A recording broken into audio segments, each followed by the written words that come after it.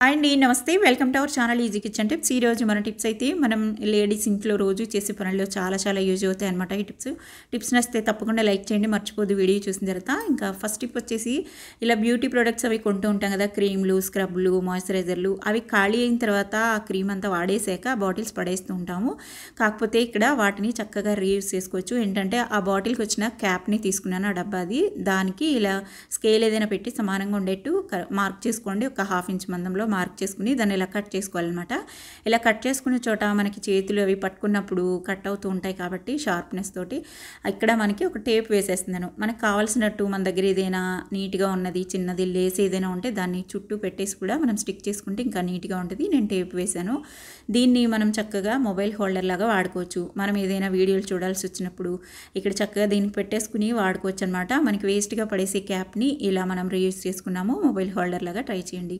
ఇంకా next tip అండి, మనం ఇంట్లో వాడే ఫ్రిడ్జ్ అదేను ఎంత నీట్గా కడిగినా కూడా మనకి స్మెల్ వస్తూ ఉంటుంది. అలాగే మరకలు లాంటివి ఉండిపోతూ ఉంటాయి. ఎల్లో కలర్, బ్లాక్ కలర్లో మరకలు పడతాయి. అవన్నీ కూడా ఈజీగా రిమూవ్ చేయడానికి ఇక్కడ 3-4 నిమ్మకాయలు తీసుకోండి. అవి కొంచెం నల్లబడిపోయినా కూడా పర్వాలేదు. జ్యూస్ ఉంటే చాలా పిండేసి 2 కప్స్ వాటర్ పోసి స్టవ్ పైన వేడి చేయండి.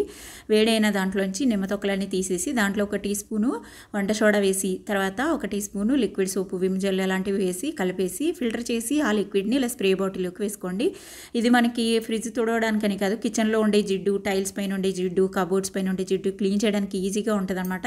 లిక్విడ్ చాలా యూజ్ అవుతుంది. ఇది నేను ఫ్రిడ్జ్లో స్ప్రే చేస్తున్నాను. ఫ్రిడ్జ్లో ఉండే మరకలన్నీ తుడవడానికి స్ప్రే చేసి తర్వాత ఇలా తడి బట్టతోటి, కాటన్ బట్ట తడిపేసి గట్టిగా పిండి దాంతో తుడిచేసారంటే చాలు, మీకు దాంట్లో ఉన్న స్మెల్ ఇంకా మరకలన్నీ ఈజీగా వదిలిపోతాయి అనమాట. ఇక్కడ ఇంకోటి ఏంటంటే, నేను వీడియో తీయడానికి లైటింగ్ సరిపోవట్లేదు కాబట్టి ఫ్రిడ్జ్ ఆన్ చేసి తుడవటం చూపిస్తున్నానండి, తప్పుగా అనుకోకండి. ఇంకా ఏంటంటే, మీరు ఎప్పుడు ఫ్రిడ్జ్ తుడిచినా కూడా స్విచ్ ఆఫ్ చేసి క్లీన్ చేయాల్సి ఉంటుంది. ట్రై చేయండి. ఇంకా నెక్స్ట్ టిప్ అండి, మనకి ఇలా నెయిల్ పాలిష్ ఎప్పుడైనా ఫ్లోర్ పైన ఒలికిపోతూ ఉంటుంది కదా, పడిపోతూ ఉంటుంది. పిల్లలు పంపేయడం కానీ పొరపాటున మనమైనా పడేస్తూ ఉంటాము.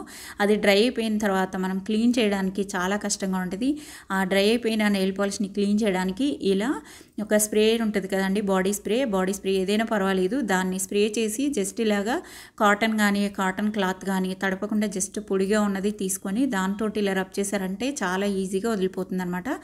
ఇక్కడ ఒకసారి తుడిచిన తర్వాత ఇంకా కొంచెం ఉండిపోయింది, మొండిగా పట్టేసింది అనమాట మరక. దానిపైన మళ్ళీ ఒకసారి ఇలా స్ప్రే చేస్తున్నాను. అదే స్ప్రేని, బాడీ స్ప్రేని మనకి ఏదైనా ఎక్స్పైర్ అయిపోతాయి కదా, ఎక్స్పైర్ అయిపోయిన స్ప్రే అయినా కూడా ఇలా క్లీనింగ్కి వాడచ్చు. ఇక్కడ చూడండి, తుడిచేస్తే మనకి అసలు నెయిల్ పాలిష్ ఒలికినట్టే లేదు, అంత నీట్గా క్లీన్ అయిపోద్ది. ట్రై చేయండి.